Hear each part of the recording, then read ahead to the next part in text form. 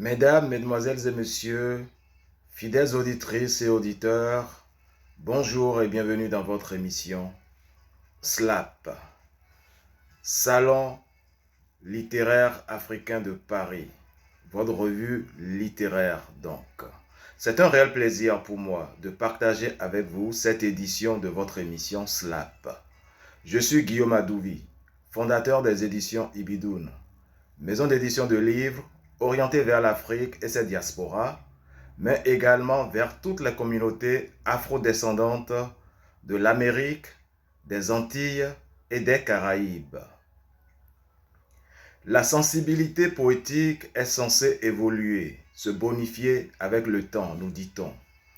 Nous allons aujourd'hui vous présenter l'œuvre du père fondateur de la littérature ivoirienne. Mais avant de développer l'esthétique et la consistance de l'émission de ce jour, je vous demanderai de bien vouloir vous abonner à notre chaîne YouTube et de bien vouloir liker cette vidéo si elle vous a plu. Cela nous permettra d'apprécier et d'évaluer quel type de contenu nous allons vous proposer. Ainsi comme tout un chacun et chacune d'entre vous, férus de la littérature, de l'histoire et de la géopolitique africaine, nous demeurerons en contact et partagerons de nouvelles vidéos. Sans trop vous tenir en haleine, l'envie de vous poser quelques questions nous pend. Alors, nous allons commencer tout de suite avec ces questions-là d'abord. Où peut-on voir un être célébrer l'univers et surtout la terre qu'il a vu naître? Où peut-on voir un noir célébrer sa peau noire et lui rendre toute la gloire? Où peut-on voir un être conditionné qui aspire à la liberté, un homme qui aime la vie, la joie, l'amour?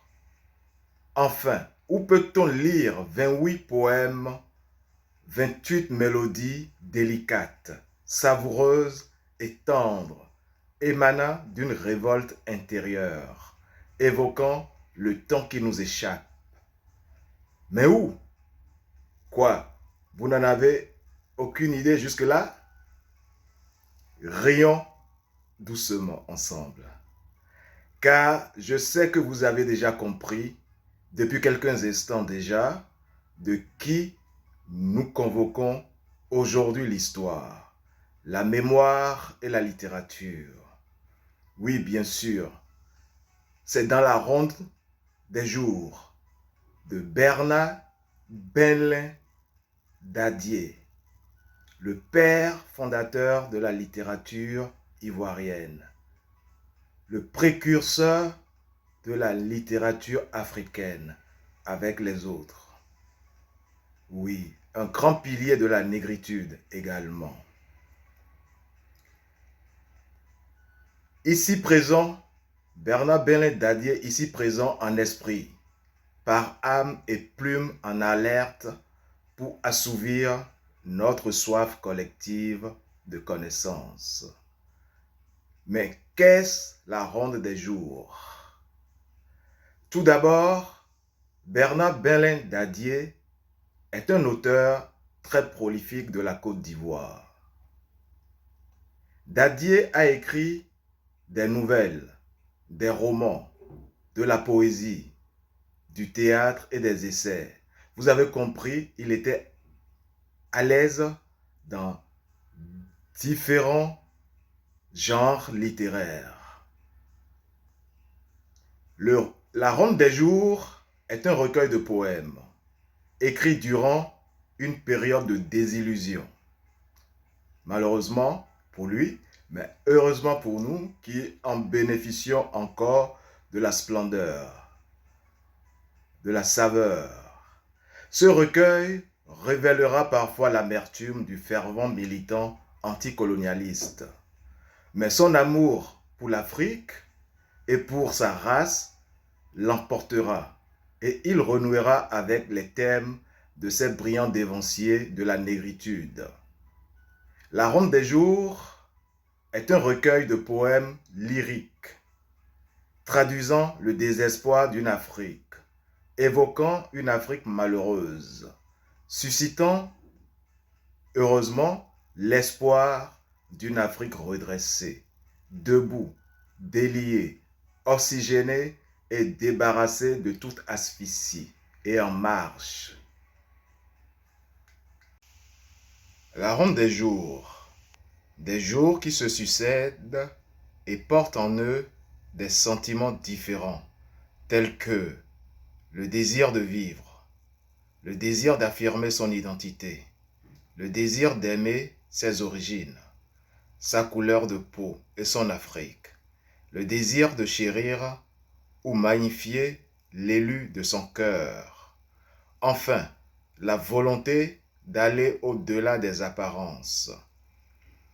Nous mettrons donc en exergue dans cette édition la célébration de l'Afrique dans la ronde des jours de Bernard Benlin Dadier, le célèbre et immense auteur, écrivain, romancier, dramaturge, essayiste ivoirien, que d'aucuns considèrent comme le père de la littérature ivoirienne. La ronde des jours, donc. Cette œuvre est un recueil de poèmes qui est paru en 1956, qui se révèle comme étant la plus variée et complète de ses œuvres, comportant 28 poèmes.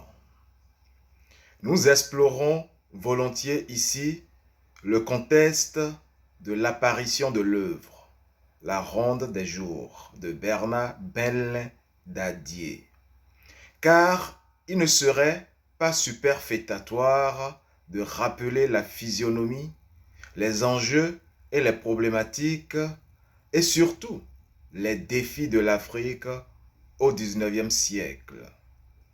Et comme nous l'avions déjà abordé dans notre édition spéciale, dans une autre émission, Odyssée dans nos oreilles, sur la radio panafricaine L'Afrique d'une seule voix, cette édition consacrée à l'école normale supérieure William Ponty de Gorée, au Sénégal, et les fameux Pontins, ce siècle d'anciens élèves de William Ponty, dont faisait partie également Bernard Benlin Dadier, Abdoulaye Sadji et bien d'autres illustres personnalités de la vie politique, administrative, économique, sociale, scientifique, culturelle et littéraire africaine. La première moitié du XIXe siècle est marquée par la colonisation de l'Afrique par l'Occident. Cette colonisation s'est traduite par l'asservissement des peuples africains, par la spoliation des ressources du continent noir, mais surtout la dévalorisation des valeurs traditionnelles africaines, qu'ils vous souviennent. L'Afrique est pour ainsi dire déshonorée, humiliée et mise sous coupe réglée par les empires coloniaux, les puissances d'alors, la France, le Royaume-Uni, la Belgique et autres, l'Espagne, le Portugal également.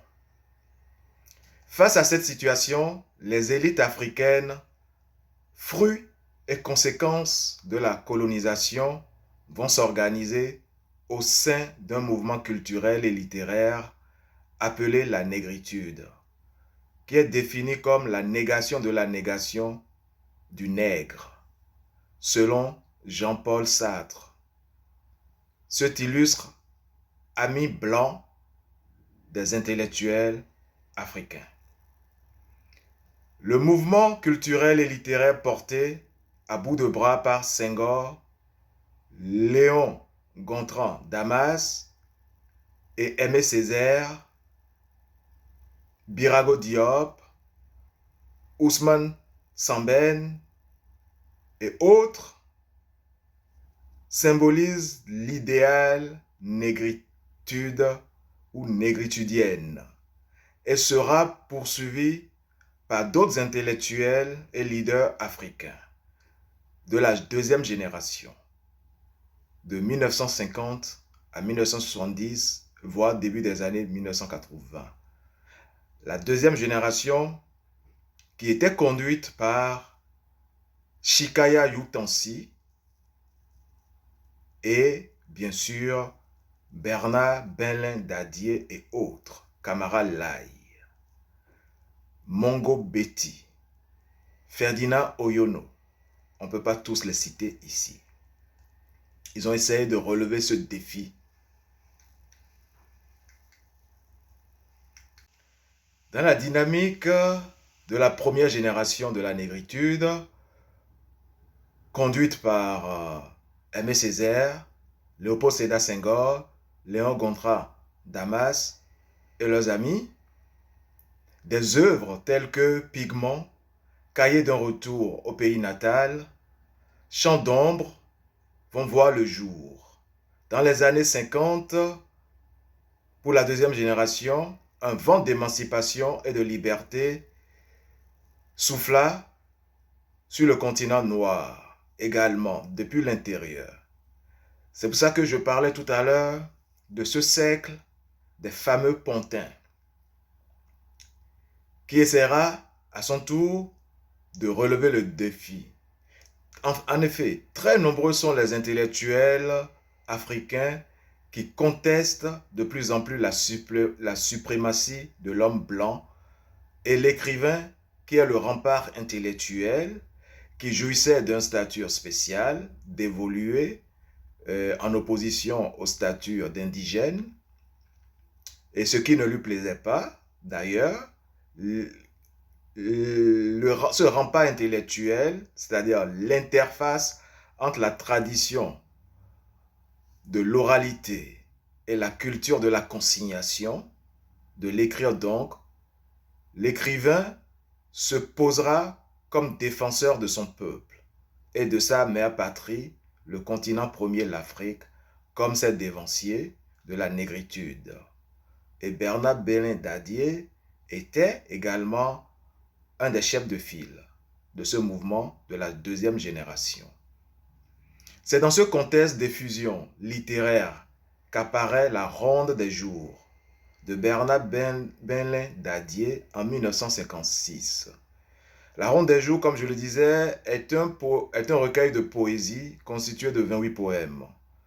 Dans cette nouvelle ère des proses combats, Dadier rejoindra Léopold Sédar Senghor, Aimé Césaire, Léon Gontran Damas, Jean Métellus, l'haïtien, Julien Alakpini, du Dahomey et bien d'autres, tous étant nourris des idéaux des pères de la Renaissance africaine, tels que Webb Dubois, William Edward Borgard Dubois, l'Américain, qui dès 1903 avait donné le tempo en écrivant « Je suis nègre et je me glorifie de ce nom ». Il y avait également dans le sillage de ce mouvement de la négro-renaissance, Harlem Renaissance, George Padmore. Bien sûr, des Africains tels que Kwame Nkrumah, mais surtout beaucoup de Noirs américains.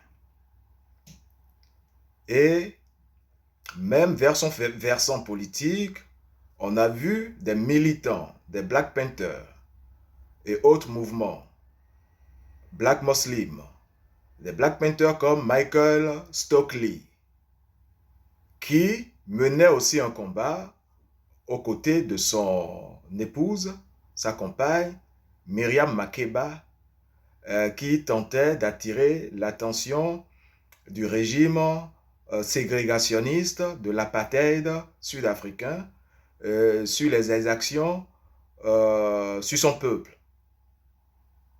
Et il y avait, bien sûr, à l'intérieur, d'autres acteurs des mouvements civiques américains. Malcolm X, Martin Luther King, tous se serviront des mouvements libérateurs qui étaient la Négro-Renaissance, également appelée Harlem Renaissance, la Renaissance d'Harlem, et bien sûr la Naiga-Reti, qui donnera naissance à un autre mot, parce que la Naiga-Reti, c'était le mot négrotarien, qui donnera naissance à la négritude dans l'espace culturel francophone. Donc, contre l'assimilation voulue par les colonialistes, l'émancipation, la liberté, l'authenticité et l'africanité seront préférées et promues de concert par tous dans leurs œuvres. Dans cette optique, la poésie prend alors un visage militant et nationaliste à partir des années 1950 et au début des années 1960. Les luttes pour la décolonisation et les guerres d'indépendance obligent. La poésie quitte l'intime pour se fondre dans le collectif. C'est l'âge de la parole authentique, crue et directe. Le poète se sert alors d'une liberté absolue des mots pour habiter et construire son identité, son pays, son continent et sa race, qu'il veut universaliste et humaniste, avec un essaimage de qualité aux quatre coins du monde. La prise en compte des concepts de diaspora africaine et de l'afrodescendance est également mise au cœur des préoccupations. J'ai parlé tout à l'heure de George Padmore, mais également, je dirais, autant de Marcus Garvey et autres. Bien sûr, le chef de file, la courroie de transmission intellectuelle, c'était Webb Dubois, William Edward Borgard Dubois, qui était vraiment le plus connu de ces intellectuels. Mais dans la nouvelle génération de la génération d'Harlem, il y avait aussi Wallace Storman et autres. Nous allons maintenant faire une courte présentation, de l'œuvre de Bernard Belin d'Adier.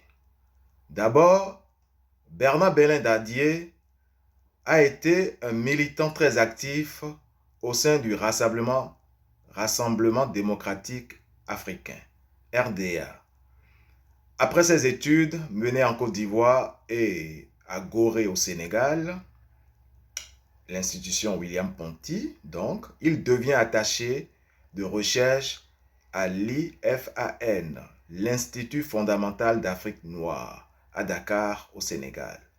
De retour en 1947 à Abidjan, dans son pays natal, il s'engage dans la lutte pour l'acquisition de l'indépendance de la Côte d'Ivoire. Les troupes de février 1949 le conduisent en prison pour 16 mois, où il tient un journal qui ne sera publié qu'en 1981, Carnet de prison. À l'indépendance de la Côte d'Ivoire, son pays, Bernard Belin d'Adier exerce tour à tour les fonctions de chef de cabinet du ministre de l'Éducation nationale, fonction de directeur des affaires culturelles et fonction d'inspecteur général des arts et lettres avant de devenir ministre de la Culture et de l'Information de 1977 à 1986. En 1965, il obtient le Grand Prix littéraire d'Afrique noire pour son œuvre Patron de New York et le prix UNESCO UNAM en 2016 pour son action en faveur de la culture africaine. Il lui sera également décerné le Grand Prix des mécènes de l'édition de 2016 par par la Fédération des associations littéraires. Épris de justice et de liberté, Bernard Benlin Dadier continuera son militantisme au sein du Congrès national pour la résistance et la démocratie, le CNRD, dont il était le président au plan littéraire, des affaires littéraires. Bernard Benlin Dadier était surnommé le guetteur du siècle. Le premier écrivain de la Côte d'Ivoire, chantre parmi les chantres de la négritude, s'en est allé le 9 mars 2019. Il a traversé le siècle. Le 9 mars 2019, à Abidjan, où il ferma le siècle de plus de 3 ans, c'est-à-dire il est décédé à 103 ans. Ce fut donc un baobab centenaire dont nous honorons la mémoire aujourd'hui. Paix à son âme. Revenons maintenant à l'engagement du poète Bernard Benlin Dadier dans la ronde des jours. Du point de vue culturel, l'engagement du poète dans la ronde des jours est mis en relief par les dénonciations successives des abus de la colonisation et surtout la prise de conscience du peuple noir, également la nécessité de valoriser la culture africaine. Depuis l'ère coloniale, l'influence de Bernard Benlin Dadier transcende toutes les générations, tant sa production est féconde et sa lutte constante. Négritudien dans l'âme, Bernard Benlin Dadier a rallié la mouvance des Césaire, Senghor et Damas. Son œuvre se distingue par la diversité de genres qu'il manie sans se fourvoyer. Je vous avais dit tout à l'heure qu'il était à l'aise dans tous les genres littéraires. Mais bien trempé dans la tradition africaine, sa plume traduit à la fois une négation et une affirmation. Affirmation de l'identité africaine dont il vante les mérites, tout en fustigeant les revers. Négation d'une assimilation stupide de la culture occidentale dont il dénonce le complexe de supériorité. Combattant le colonialisme, Bernard Benlin Dadier, à la fois journaliste et militant politique, était une référence artistique en Afrique francophone.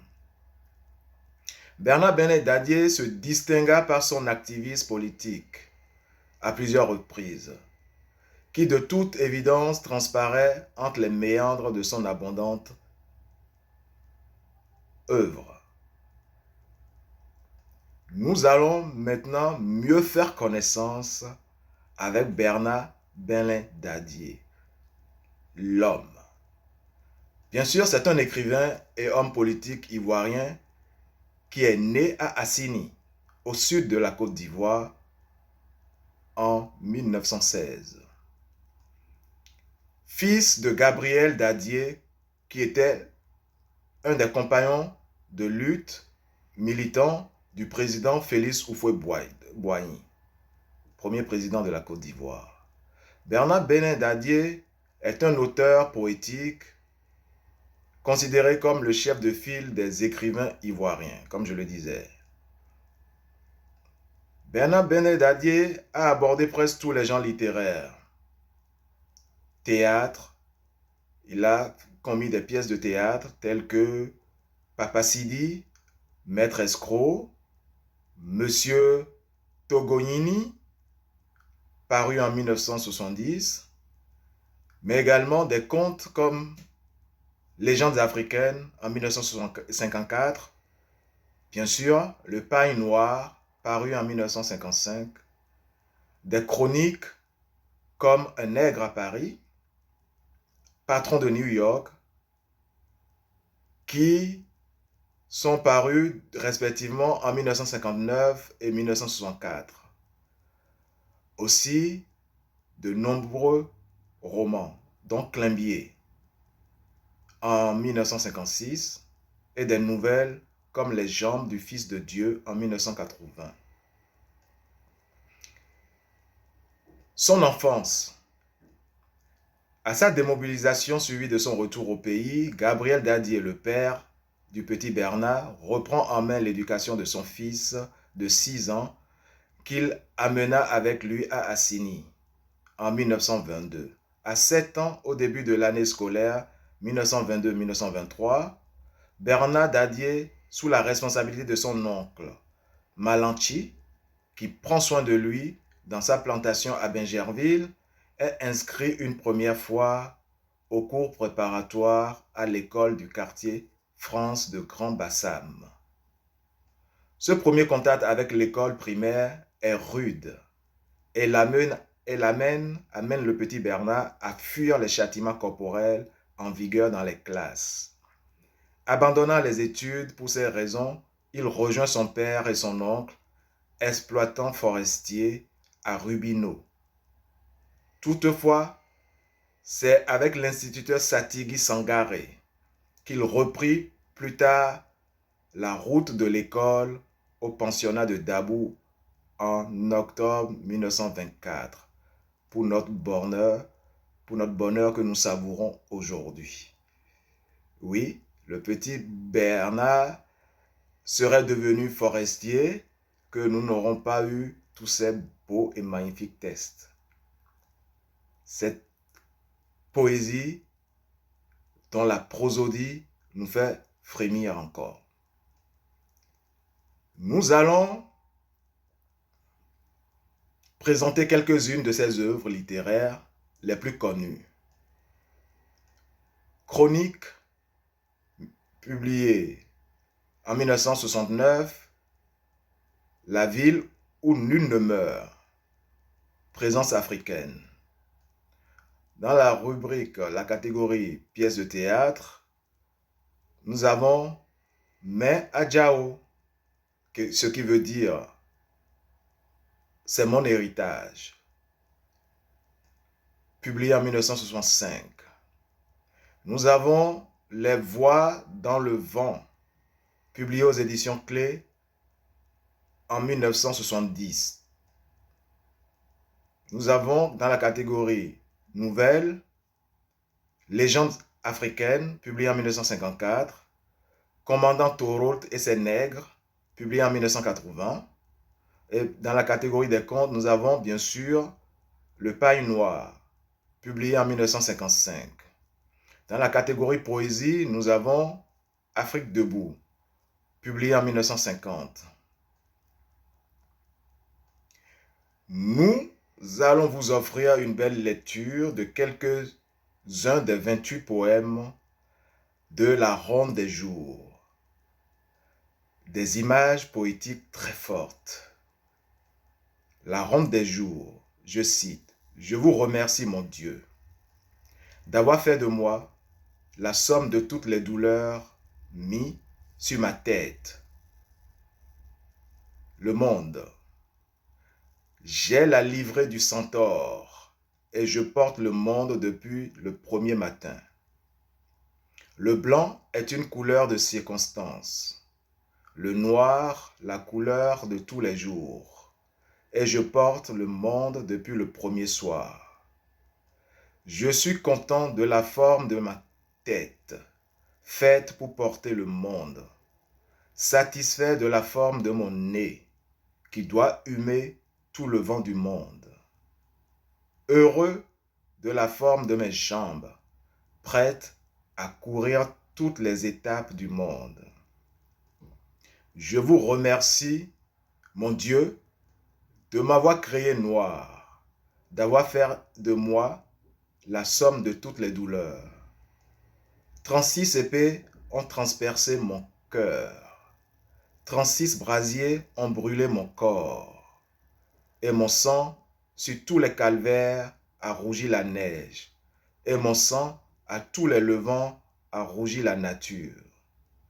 Je suis quand même content de porter le monde, content de mes bras courts, de mes bras longs, de l'épaisseur de mes lèvres. Je vous remercie, mon Dieu, de m'avoir créé noir. Le blanc est une couleur de circonstance, le noir la couleur de tous les jours. Et je porte le monde depuis l'aube des temps. Et mon rire sur le monde, dans la nuit, crée le jour. Je vous remercie, mon Dieu, de m'avoir créé noir. C'était la ronde des jours. Il y a un deuxième test. Toujours dans la ronde des jours. Sèche tes pleurs, Afrique, que je vais vous lire. Sèche tes pleurs, Afrique. Tes enfants te reviennent, dans l'orage et la tempête des voyages infructueux. Sur le riz de l'onde et le babil de la brise. Sur l'or des levants et la pourpre des couchants. Des cimes des monts orgueilleux et des savanes abreuvées de lumière. Ils te reviennent dans l'orage et la tempête des voyages infructueux. Sèche tes pleurs, Afrique, ayant bu à toutes les fontaines d'infortune et de gloire, nos sens se sont ouverts à la splendeur de ta beauté, à la senteur de tes forêts, à l'enchantement de tes eaux, à la limpidité de ton ciel, à la caresse de ton soleil, et au charme de ta verdure emperlée de rosée.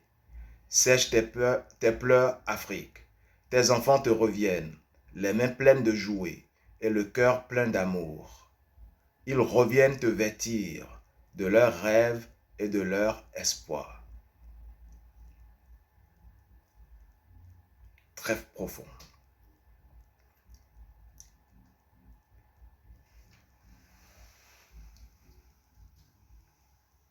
Chères auditrices et chers auditeurs, mesdames, mesdemoiselles et messieurs, ainsi s'achève notre émission de ce jour.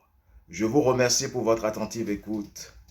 Je suis Guillaume Adouvi, fondateur des éditions Ibidoun, maison d'édition de livres orientée vers l'Afrique et ses diasporas, mais également vers toutes les communautés afrodescendantes de l'Amérique, des Antilles et des Caraïbes. Nous serons très heureux de vous accompagner dans vos projets éditoriaux. Donc, n'hésitez pas à nous contacter. Vous avez nos contacts sur cette plateforme et nous nous ferons un devoir, mais également un grand plaisir de vous suivre pas à pas pour la réalisation de votre projet éditorial jusqu'à la sortie de votre livre, sa promotion et sa commercialisation également. Je vous remercie. Prenez bien soin de vous et n'oubliez pas de vous abonner à notre chaîne afin de garder le contact. Merci infiniment.